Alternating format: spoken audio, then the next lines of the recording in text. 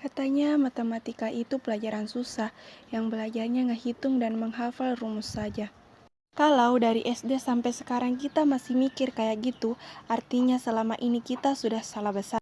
Itulah yang bikin matematika seolah berubah jadi monster yang menyeramkan, yang memaksa kita untuk menghitung angka-angka atau mencari X yang hilang entah kemana.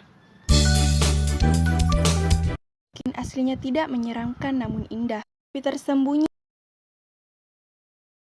tersembunyi di sekeliling kita, karena dengan mengenal bidang pelajaran ini, artinya kita mengenal bahasa untuk mempelajari alam semesta dan isinya, menelusuri jejak-jejak rahasia di dunia. Kita menganggapnya lebih dari hitung-hitungan dan rumus semata. Siaplah memecahkan misteri dunia lewat matematika. Tanya ayahmu, di mana ia menyimpan kotak perkakas, ambillah, lalu pandanglah. Kita bisa melihat bentuknya yang berbeda, kan misteri dunia lewat matematika. Tanya ayahmu, di mana ia menyimpan kotak perkakas, ambillah, lalu pandanglah. Kita bisa melihat bentuknya yang berbeda, namun juga memiliki fungsi yang berbeda pula. Lihatlah, kotak itu berisi 1000 alat yang punya banyak kegunaan. Alat inilah yang digunakan untuk menyelesaikan berbagai masalah dalam kehidupan. Dari masalah kecil, rumit. Dalam matematika, ambil contoh angka ini. Nilai konstanta matematika yang terkenal banget yaitu V, perbandingan antara keliling lingkaran dengan diameternya. Gara V ini, kita dapat menghitung berapa besarnya dunia sekalipun. Percaya atau tidak, seberapa besar lingkarannya, angkanya akan tetap sama. Terdapat kita gunakan untuk menghitung berapa banyak lingkaran. Matematika secara sederhana. Maknanya dapat disepakati oleh banyak orang di dunia yang disusun oleh logika, alat yang bisa digunakan untuk memecahkan seluruh masalah yang kita punya. Dulu, sekarang, bahkan masa depan. Manusia butuh puluhan ribu tahun untuk bisa mengerti soal matematika. Semua dimulai ketika angka itu saat berhitung belum ada di kepala manusia.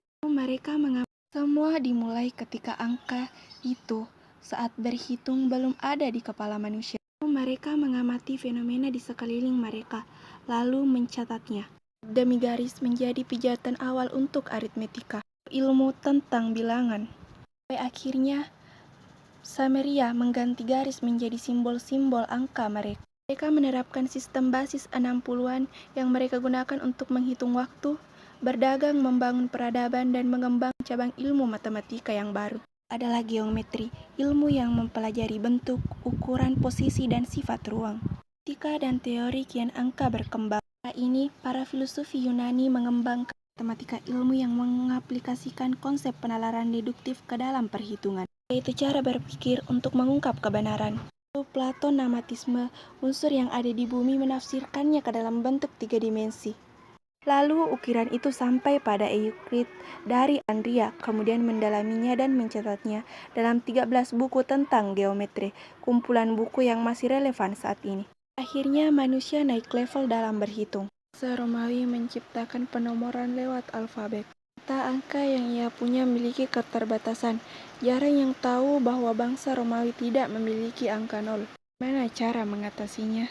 Penemuan angka 0 lah yang mengubah segalanya. Benda bulat ini memiliki banyak manfaat yang banyak membuat kemajuan.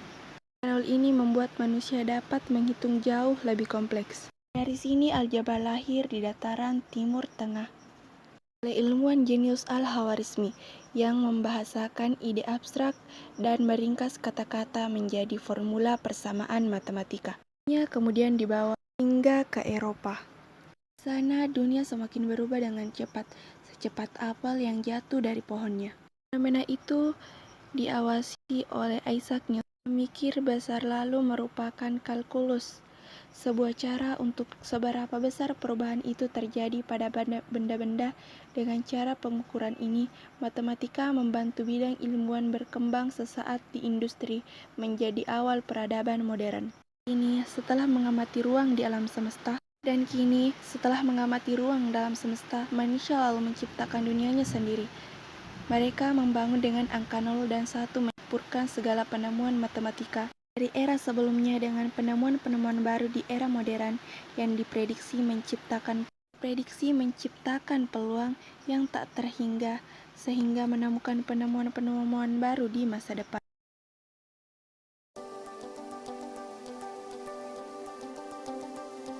Pendapat saya tentang matematika itu cukup menyenangkan, di mana kita dapat bermain angka.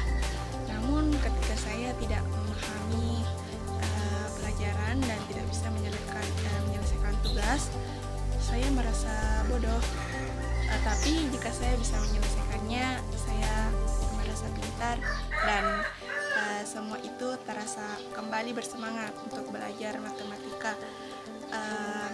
Terkadang matematika itu membuat saya merasa semangat untuk belajar, di mana matematika dikaitkan dengan kehidupan sehari-hari. Dan benar, matematika ini dapat diterapkan dalam kehidupan sehari-hari, di mana kehidupan ini berkaitan dengan matematika. Matematika bisa dijadikan sebagai alat untuk persiapan bekal di masa depan, karena matematika matematika itu banyak digunakan di masa depan untuk perkembangan masa dulu, masa kini, hingga masa yang akan datang. Matematika itu kedepannya senjata matematika itu semakin banyak dibutuhkan, yang membosankan jika materinya itu-itu saja. Jadi apa kalau matematika? Kerjaan apa yang butuh matematika nantinya? Ini seperti jika kita menyiapkan bekal untuk masa depan. Sekarang lihat keluar jendela. Bayangin jika tidak ada matematika dalam kehidupan, pastilah bumi akan runtuh. Akhirnya ketakutan dari awal video tadi dapat hilang. Kita tahu kalau matematika itu ada di mana-mana. Allah yang bisa membuat manusia pandai mencatat, menghitung, dan membagi permasalahan-permasalahan dunia. Karena kita tidak dapat memahami sesuatu tanpa mengukurnya.